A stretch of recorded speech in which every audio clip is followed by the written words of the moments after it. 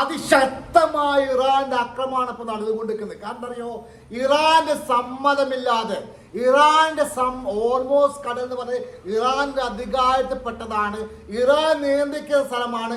ആ ഇറാന്റെ ഓൾമോസ്റ്റ് കടലിൽ കൂടെ 2 കപ്പലുകൾ പിന്നെയും പോകാൻ ശ്രമിച്ചു. ആ 2 കപ്പലിനെയും ഇറാൻ തകർത്തു കളഞ്ഞു എന്ന റിപ്പോർട്ട് പുറത്തുകൊണ്ട് കൊടുക്കുക കഴിഞ്ഞ മണിക്കൂറിൽ.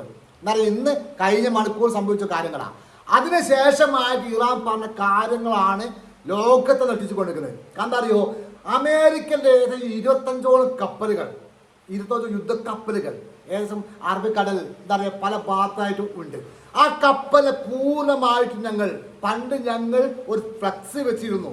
ഏത് എബ്രഹാം ലിങ്കൺ പൊട്ടിത്താഴ്ന്ന രൂപത്തിലുള്ള അതുപോലെ ഞങ്ങൾ ആക്കിക്കളയും, എല്ലാ കപ്പലിനെയും ഞങ്ങൾ മുക്കി താത്തി കളയും എന്നുള്ള റിപ്പോർട്ടുകൾ പുറത്ത് വന്നുകൊടുക്കുക. അതേ സമയത്ത് തന്നെ ഇറാന്റെ ഭാഗത്ത് നിന്ന് ഒരു വലിയൊരു പ്രസ്താവന ഒന്നെന്താ അറിയോ, ഏകദേശം ഒരു 50% അമേരിക്കൻ്റെ ബേസുകളും പട്ടാളക്കാരും കാര്യങ്ങളൊക്കെ തീർന്നു എന്നുള്ള റിപ്പോർട്ട് പുറത്തേക്ക് കൊടുക്കുക. പറയാൻ കാരണം അറിയോ, ഈ സൗദിയിലും ഖത്തറും ബഹ്റൈനും അങ്ങനത്തെ രാജ്യങ്ങൾ, ഇറാന്റെ ചുറ്റുമുള്ള രാജ്യങ്ങളിൽ അമേരിക്കൻ്റെ പട്ടാളക്കാരും ക്യാമ്പുകളും ബാക്കിയുള്ള കാര്യങ്ങളൊക്കെ ഉണ്ടല്ലോ. ആ ഏകദേശം 50% തീർന്നിട്ടുണ്ട്. കാരണം എന്താ പറയുക, പ്രധാനപ്പെട്ട കാര്യങ്ങളും അയൻഡോമുകളും സംവിധാനങ്ങളും ഒക്കെ പൂർണ്ണമായിട്ട് അടിച്ച് കഴിഞ്ഞിട്ടുണ്ട്. ഇനിയുള്ള അടിച്ച് കഴിയാനുള്ള പട്ടാള ക്യാമ്പുകളാണ്. ഇനിയുള്ള അമേരിക്ക പട്ടാളക്കാരുടെ മേലേക്കുള്ള ആക്രമണമായിട്ട് ഉണ്ടാവുക. കാരണം എന്താ അറിയോ, വാക്കുകളൊക്കെ കഴിഞ്ഞിട്ടുണ്ട്. മിസൈലും വാക്കുകളുടെ കാര്യമൊക്കെ തകർക്കാനുള്ള എല്ലാ വിധത്തിലുള്ള സംവിധാനത്തിൽ അതിശക്തമായ വലിയ സാധനം മൊത്തം തകർത്ത് ഇറാൻ ചെയ്ത അങ്ങനെയാണ്. ആദ്യം പോയി വലിയയിലേക്കാണ്. നമ്മൾക്ക് ആദ്യം മെല്ലെത്തുന്ന മുള്ളുന്നാണ് പണ്ടാരോ ചൊല്ലി പറയുന്നുണ്ട്. അതേപോലെ അല്ല ഇറാൻ വേറെ വ്യത്യസ്ത രീതിയാണ്. ഇറാൻ ഫസ്റ്റ് തന്നെ പോയി ഏറ്റവും വലിയ ആളാണ്, ഏറ്റവും വലിയ ഡോമിനാൻറ്റ്, ഏറ്റവും വലിയ ആയുധങ്ങളെ അങ്ങനെയൊക്കെ നോട്ടിട്ട് ചെയ്തത്. അതുകൊണ്ട് തന്നെ എന്താ അറിയോ, മൊത്തം വലിയ സാധനങ്ങൾ 50% മൊത്തം ഇതെല്ലാ സാധനം തീർന്നുള്ള റിപ്പോർട്ട് 50% തീർന്ന റിപ്പോർട്ട് വന്നുകൊണ്ടിരിക്കുകയാണ്. ഇനി ഉള്ളത് കപ്പലുകളാണ്.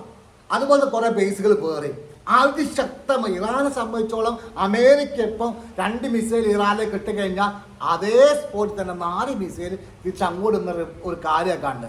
അമേരിക്ക പറഞ്ഞ വേറൊരു കാര്യം എന്താ അറിയോ, 300ഓളം സ്പോട്ടിലേക്ക്, ഇറാന്റെ 300ഓളം പ്രധാനപ്പെട്ട സ്പോട്ടിലേക്ക് ഞങ്ങൾ എന്ത് ചെയ്തിട്ടുണ്ട്, മിസൈലുകൾ അയച്ചിട്ടുണ്ടെന്ന് പറഞ്ഞു.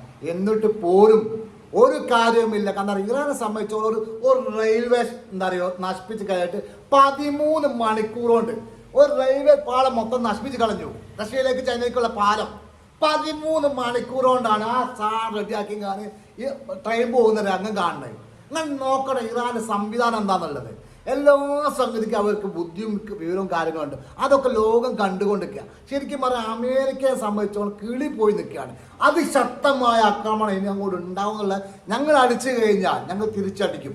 അതാണ് ഏറ്റവും വലിയ ഹൈലൈറ്റ് പോയിന്റ് എന്നാണ്. ഏത് സമയം നോക്കുകയാണെങ്കിലും ഇറാന്റെ സമ്മതമല്ലാതെ ഏത് ഓൾമോസ്റ്റ് കടലിൽ പോയ കപ്പലിനെ ഞങ്ങൾ ആക്രമിച്ചു. അങ്ങനെയാണ് യുദ്ധം തുടങ്ങുന്നത്. അതേപോലെ ഇറാനിലേക്ക് ഒരു ആക്രമണം അമേരിക്ക നടത്തുമ്പോൾ അതിന് മാത്രമാണ് മറുപടി കൊടുക്കുന്നത്. ആക്രമണം നടത്തുന്ന സമയത്ത് മാത്രമേ കൊടുക്കുകയുള്ളൂ. മറ്റേ ഇറാന്റെ സ്ഥലത്തോട് എൻ്റെ സ്ഥലത്തോട് പോയി കഴിഞ്ഞാൽ നമ്മൾ കൊടുക്കില്ലല്ലോ. അതേപോലെ ഓർമോസിലൂടെ പോയ കപ്പലിനെ ഇറാൻ ആക്രമിച്ചിട്ടുണ്ട്.